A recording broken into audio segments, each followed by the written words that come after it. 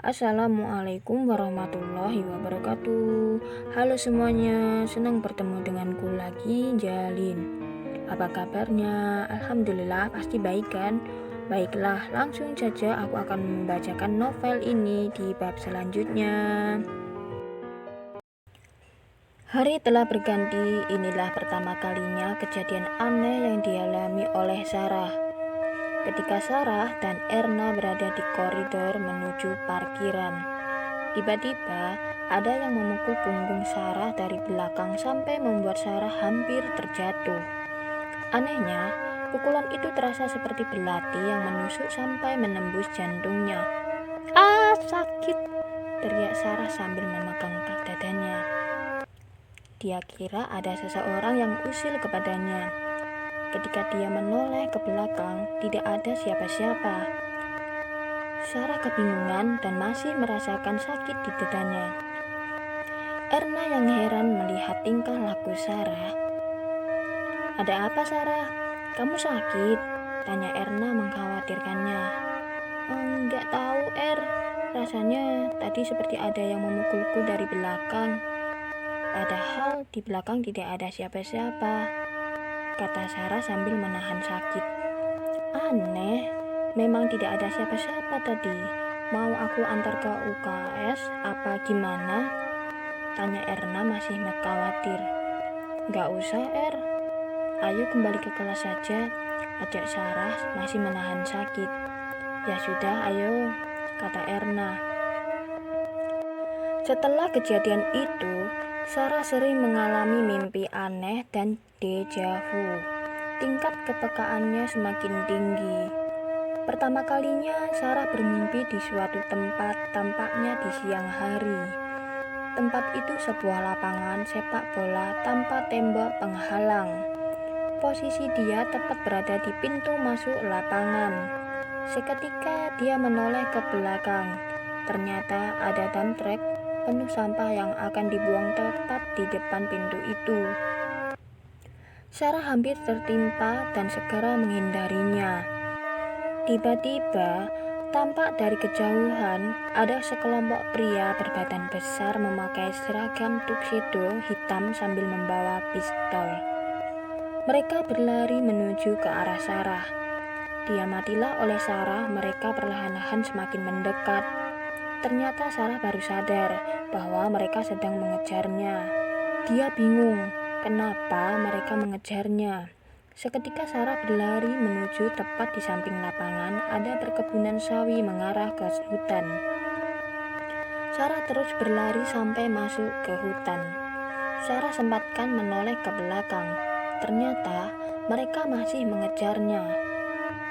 Dia ketakutan sampai tersandung akar pohon. Dia berusaha bangkit dari jatuhnya agar tidak tertangkap oleh mereka. Dia melihat ada sebuah jalan raya. Dia langsung berlari menuju jalan raya tersebut. Sampai di jalan raya, Sarah berusaha mencari pertolongan akan tetapi dia tidak melihat siapapun di sana. Hanya belantara hutan dan sepi. Sarah terus berlari menyusuri jalan itu sampai di perbatasan persawahan. Ketika dia menoleh ke samping kiri, ada sebuah parit yang cukup lebar penuh rimbunan ilalang dan air mengalir yang begitu jernih. Dia langsung masuk ke dalam parit itu dan bersembunyi di balik ilalang. Ketika sekelompok pria itu sudah melewatinya, Sarah rasanya lega dan selamat. Beberapa detik kemudian, dia mendengar ada suara kaki kuda sedang menuju kemari. Ketika suara itu sudah berada di depannya, ternyata itu sebuah delman dan ada seorang kakek yang sedang mengendarainya. Sarah langsung berlari menghadang kakek tersebut. Lalu dia meminta pertolongan kepada kakek. "Kek, tolong saya sedang dikejar-kejar oleh penjahat," kata Sarah sambil memohon-mohon. Tanpa berpikir panjang, kakek itu langsung memberikan tumpangannya. Akhirnya, Sarah sangat berterima kasih kepada kakek itu dan langsung menaiki delman tersebut. Akan tetapi, Sarah kesusahan ketika menaikinya karena delman kakek penuh dengan karung berisi rumput. Sarah tetap berusaha menaikinya sampai tidak sengaja menjatuhkan karungnya. Kakek itu lalu turun dan langsung mengambil karung. Sarah membantu kakek mengangkat karungnya ke delman. Tiba-tiba, tampak dari kejauhan, sekelompok penjahat itu terlihat. Mereka berlari menuju ke arah Sarah. Sarah kaget dan mengajak kakek untuk segera pergi dari sana. Akan tetapi, kakek berharap karungnya harus diangkat dulu ke delman.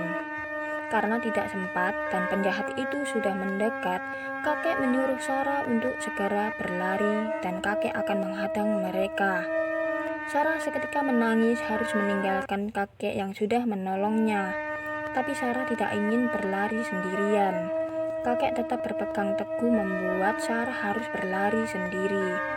Ketika sekelompok penjahat itu hampir mendekat, Sarah segera berlari meninggalkan kakek. Sarah sempatkan menoleh ke belakang. Dia melihat kakek sudah ditangkap oleh mereka.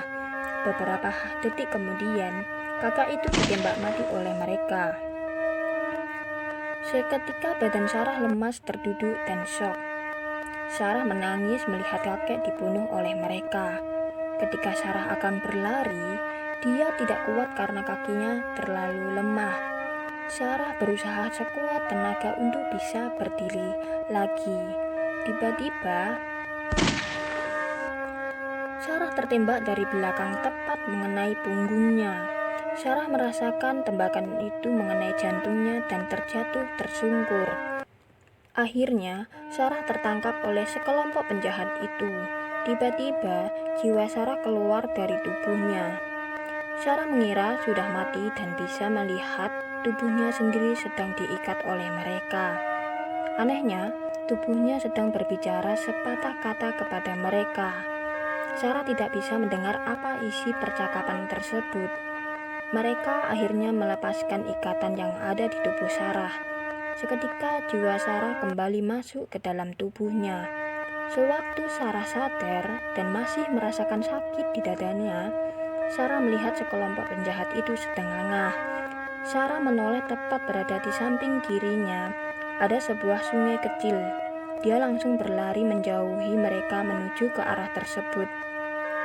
Setelah sampai di seberang sungai, Sarah menemukan sebuah jalan setapak.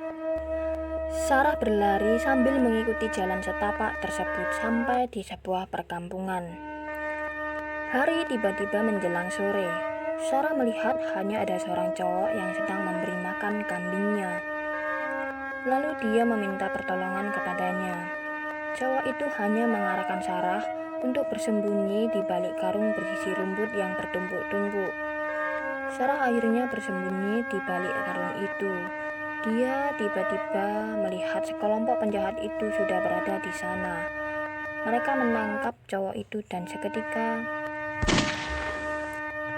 mereka membunuh cowok itu di hadapannya. Sarah syok harus melihat kejadian itu lagi. Sarah berusaha agar tidak mengeluarkan suara karena dia sedang menangis histeris. Dia berusaha menutup mulutnya rapat-rapat dan mengusap air matanya.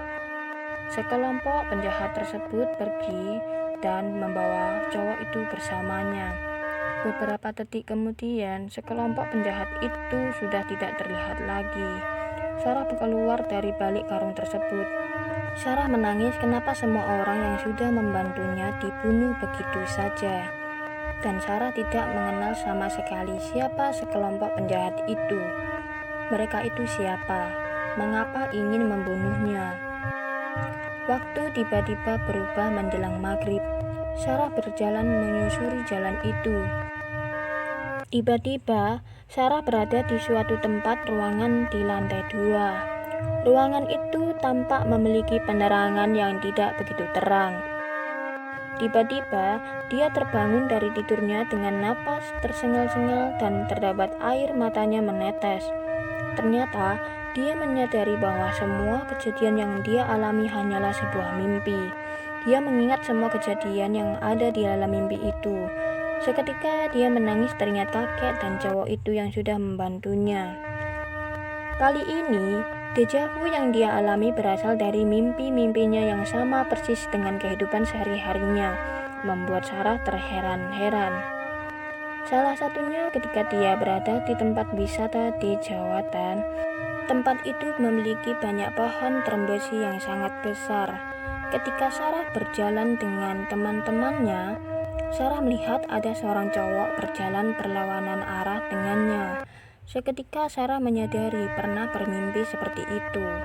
Sarah hanya bisa menikmatinya akan terjadi apa lagi selanjutnya.